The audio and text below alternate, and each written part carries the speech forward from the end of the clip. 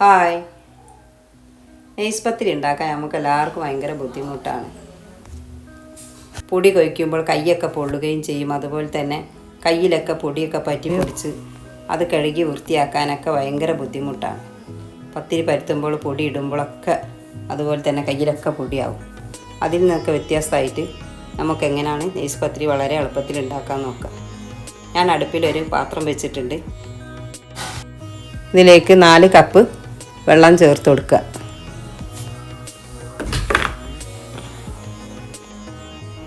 ഒരു സ്പൂണ് ഓയിലും ആവശ്യത്തിന് ഉപ്പും ചേർത്ത് വെള്ളം ഒന്ന് തിളപ്പിക്കാൻ വെക്കുക.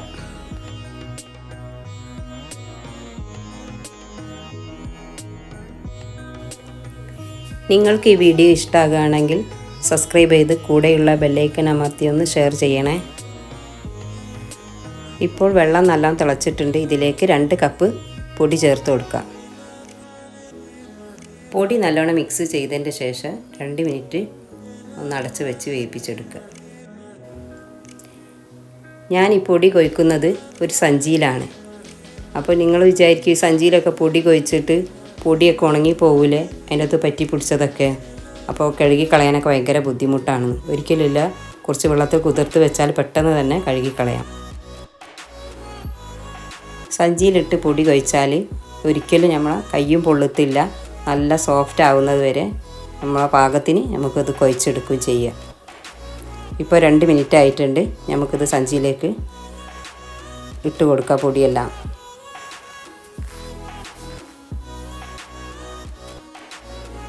പൊടി സഞ്ചിയിലേക്ക് ഇടുമ്പോൾ വളരെയധികം ശ്രദ്ധിക്കണം. നല്ല വശം നോക്കിയിട്ട് പൊടി ഇടാൻ ശ്രമിക്കണം. അല്ലെങ്കിൽ നമ്മൾ സ്റ്റിച്ച് ചെയ്ത ഭാഗമാകുമ്പോൾ നൂലൊക്കെ പൊടിൻ്റെ ഉള്ളിൽ കുടുങ്ങിപ്പോവും. ജസ്റ്റ് ഒന്ന് കീഴ്മാരി കെട്ടിയിട്ട് അത് നല്ലതുപോലെ ഒന്ന് സോഫ്റ്റ് ആവുന്നത് വരെ ഇത് കൊയ്ച്ചെടുക്കണം. ഈ പൊടി നമ്മളിത് പാത്രത്തിലേക്ക് ഇട്ടതിൻ്റെ ശേഷം അങ്ങനെയാണ് കൊയ്ച്ചെടുക്കേണ്ടത്. അല്ലാണ്ട് പിന്നെ നമ്മളൊന്ന് ജസ്റ്റ് ഒന്ന് കൈ കൊണ്ടൊന്ന് കൊയ്ച്ചെടുക്കുകയുള്ളൂ. ഈ സഞ്ചിയിൽ നിന്ന് എടുത്ത് മാറ്റിയതിന് ശേഷം ഇനി നമുക്കിത് സഞ്ചിയിൽ നിന്നും നമുക്കെടുത്ത് പാത്രത്തിലേക്ക് ഇട്ടിട്ട് ജസ്റ്റ് ഒന്ന് കൊയ്ച്ചെടുത്താൽ മാത്രം മതി. അത് സോഫ്റ്റ് ആവുന്നത് വരെ ഇങ്ങനെ തന്നെ കൊയ്ച്ചെടുക്കണം സഞ്ചിയിൽ തന്നെ. ഈ 2 സ്പൂണ് ഓയിൽ ഒഴിച്ചതിൻ്റെ ശേഷം ഒന്ന് ജസ്റ്റ് ഒന്ന് കുഴച്ചാൽ മാത്രം മതി. നമുക്ക് ഷെയ്പ്പാകുന്നത് വരെ. ഇത് നമ്മൾ സഞ്ചിയിലൊക്കെ ആകുമ്പോൾ ഒരു ഷെയ്പ്പായിട്ടൊന്നല്ല കുഴച്ചെടുക്കുന്നത്. നമ്മൾ ഇങ്ങനെ സോഫ്റ്റ് ആകുന്നത് വരെ കുഴക്കുകയാണ്. അപ്പോൾ ഇതൊന്ന് ഷെയ്പ്പായി കിട്ടാൻ മാത്രം ഒന്ന് കുഴച്ചെടുക്കും. അപ്പോൾ ഷെയ്പ്പൊക്കെ ആയി നമുക്കിതൊന്ന് കത്തി കൊണ്ട് ഒരു 4-5 ഹോൾസാക്കി ഇത് മുറിച്ചെടുക്കാം. എന്നിട്ട് കുറച്ച് ഓയിൽ കയ്യിൽ തടവിയതിൻ്റെ ശേഷം അതിൻ്റെ അകത്തുനിന്ന് ഓരോ ഹോൾസ് എടുത്തിട്ട് നമുക്കിതൊന്ന് ഇങ്ങനെ ജസ്റ്റ് ഇങ്ങനെ ഒന്നാക്കി കൊടുക്കാം. അതിന് ശേഷം നമ്മൾക്ക് എത്രയാണോ പത്തിരിക്ക് കട്ടി വേണ്ടിയത് അതിനനുസരിച്ച് ഓരോ ബൗൾസാക്കിയിട്ട് കട്ട് ചെയ്തെടുക്കാം. ഇനി ജസ്റ്റ് ഒന്ന് കയ്യിൽ കുറച്ച് ഓയിൽ തടവിയതിൻ്റെ ശേഷം ഇതുപോലെ ഓരോ ബൗൾസാക്കി എടുക്കുക. അപ്പോൾ കയ്യിലൊന്നും പൊടിയൊന്നും ആവുന്നില്ല. കണ്ടില്ലേ, ഇത്രയും നേരം ഞാനിതൊക്കെ കുഴച്ചിട്ടും കയ്യിലൊന്നും പൊടിയായിട്ടില്ല. ഇത്രയേ ഉള്ളൂ പണി. പെട്ടെന്ന് ഇത് നമുക്ക് പൊടി കിളരുമ്പോഴും പൊടി കിളരി കുഴക്കിനെ തൊട്ടിട്ടാണ് നമ്മളെ കയ്യിൽ പൊടിയാവുക. അപ്പോൾ കണ്ടില്ലേ, കയ്യിലൊന്നും പൊടിയായില്ല. നമ്മൾ കുഴക്കലൊക്കെ കഴിഞ്ഞ് ഇനി ഇത് ഒരു പാത്രത്തിലേക്കിട്ട് അടച്ച് വെച്ച് നമുക്ക് പ്രസ് ചെയ്യുമ്പോൾ ഓരോന്ന് എടുത്താൽ മതി. അല്ലെങ്കിൽ പൊടി ഇങ്ങനെ തുറന്നിട്ട് എടുക്കുമ്പോൾ ഇത് ഉണങ്ങിപ്പോകും. ഇപ്പം കണ്ടില്ലേ, ഉണങ്ങിയൊന്നും പോകില്ല. ഇത് നമുക്ക് ഓരോന്ന് എടുത്തിട്ട് ഒന്ന് പ്രസ് ചെയ്തെടുക്കാം. നിങ്ങളിത് വീട്ടിൽ ഒന്ന് ഉണ്ടാക്കി നോക്കി ഇതുപോലെ. ഇപ്പോൾ കണ്ടില്ലേ എത്ര പെട്ടെന്ന് ഇനി ഇത് ഒരു പഴയ ചുരിദാറിൻ്റെ ഷാളാണ്. നിങ്ങളെല്ലാവരും ചുരിദാർ ഇടണ പോലെയാണ്.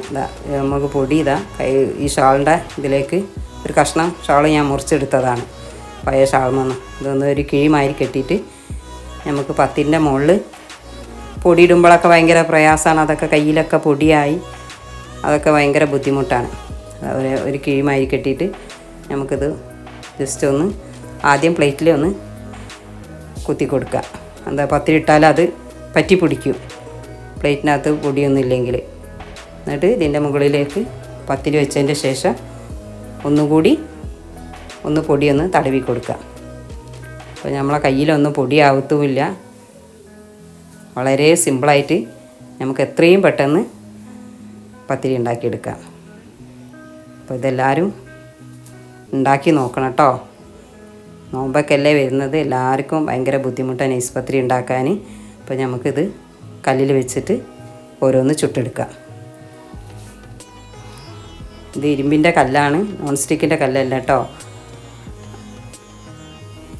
അപ്പോൾ പത്തിരി നമ്മൾ ഓരോന്നായിട്ട് ഇട്ട് കൊടുത്തിട്ടുണ്ട്.